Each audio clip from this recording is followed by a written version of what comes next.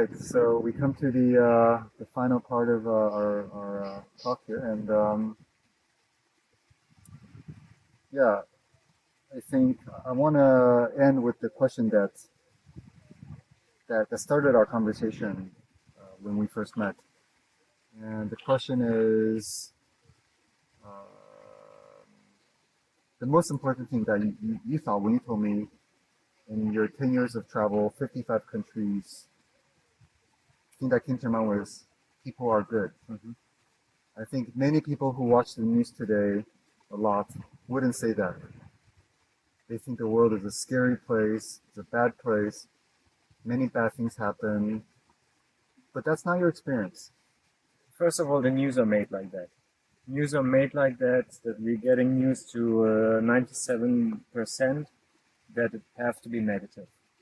That's sadly what it is, because that's so interesting on the world, what the newsmakers have to show to us to keep it really interesting. They wouldn't shock us or give us an interesting feeling with showing us just beautiful things happen on the planet. So that's the first thing, that people kind of have to be afraid, or people are getting afraid because of all that news. But if you're going out in the world and you start to explore and you're actually meeting people, they just invite you to their home, they give you food, they give you a sleeping place. You never met that person before, and just like that, people just support you in any way.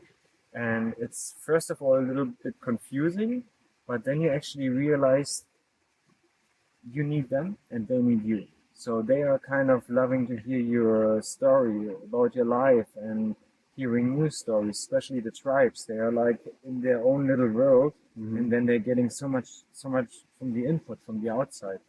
Or people, they're living in less developed countries. They are so happy to have someone around who had explored some like other places.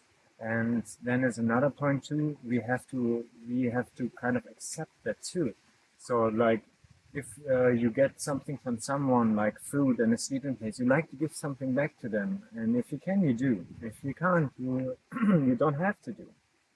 You know, that's a major thing we have to learn in life. You just accept gifts too. But you learn these things through real experience. Yes. So Yes. can you share with us one or two experiences that taught you these things? Yeah, yeah. Like back to the tribe thing, for example, I just met a guy in a village. We just started to talk, and he said, "Do you like to meet my family?" And he said, "It's like a 24-hour ride with a boat. That boat only leaves one time in a week." Ah, And so I didn't know where I go. I didn't know how that boat is. I had no idea about anything. And I said, "Yes, sure, I would love to." And then I went on that boat, and then we had hold on one second. Yeah. Before the guy invited you to go on the boat Mm. to meet his family, you had only been talking to him for how long? 5 minutes maybe. I 5 minutes. yeah, maybe. Okay. Yeah.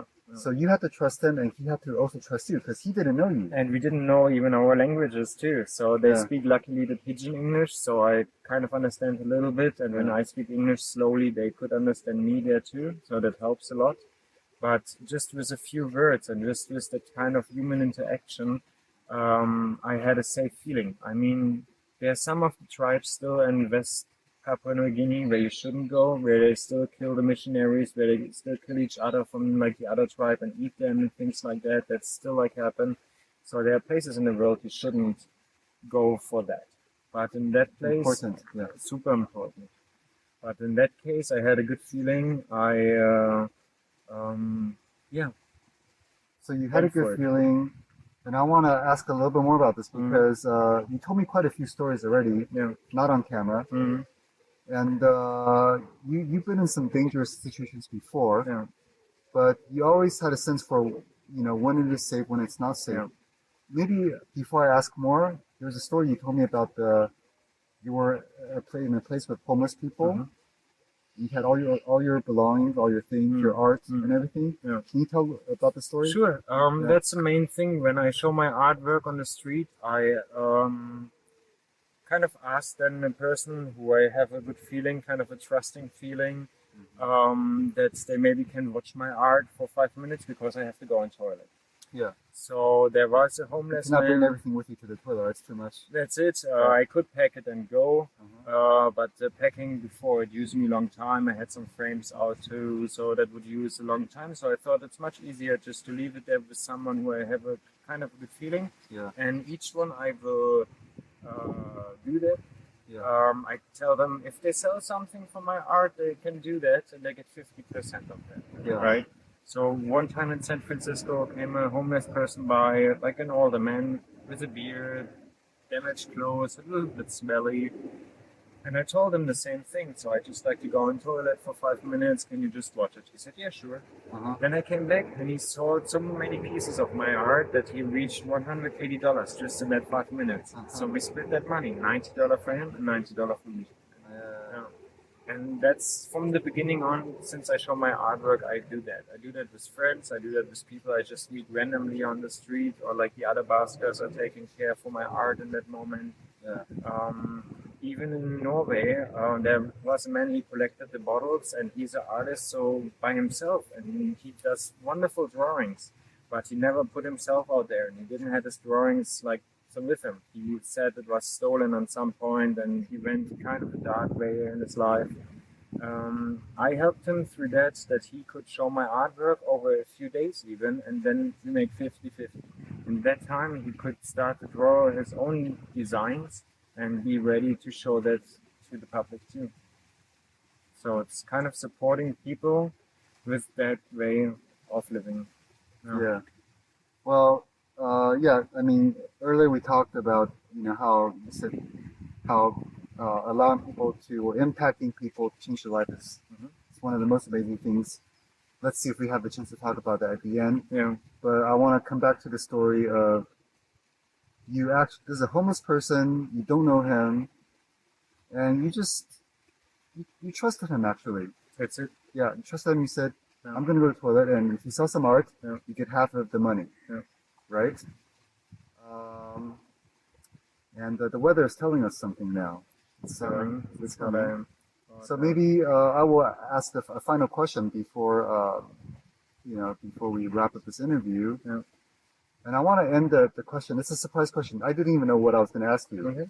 But the question is this feeling that you have about when to trust, when not to trust. Because you face some dangerous situations, and maybe in another interview, another day, we'll talk about it. Mm-hmm. Can you share with us how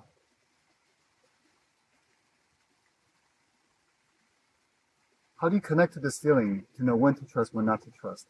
Because so many of us do not trust life. Mm-hmm. We don't trust our decisions. We always take a safe decision. But that's, I think, Please, exactly exactly on that point it starts. Like, we trust our safe feelings and we just follow what we know. So we have to make some steps in the unknown and to actually figure out that there are more beautiful things actually happen between humans as actually the negative things happen. So if we don't go that steps where we are trying ourselves in new situations and giving that trust to other people, then we never know. So are you saying that if we want to learn to trust our feelings, we really have to try That's it. different things? That's it. Yeah. And there we have the opportunity. That's it. And I never got disappointed from that yet. I never had a bad outcome from that situation. That's very, very profound. Mm-hmm. Yeah. Martin, thank you. It's really a pleasure listening to your stories. To the example. Your life is an example to me, and maybe to the people who are watching this video. That what is possible, and each person can live their own